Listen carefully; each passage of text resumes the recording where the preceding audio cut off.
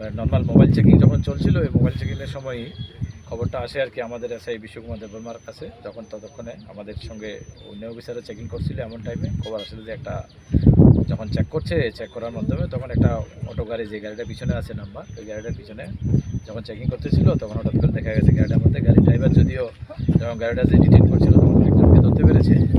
তো টোটাল এখানে 40 KG 2 KG ওজনের 20 প্যাকেট পাওয়া গেছে। Suspected with dry ganja. Accordingly এগুলি সিজ করা হয়েছে, একজনকে ডিটেন করা হয়েছে।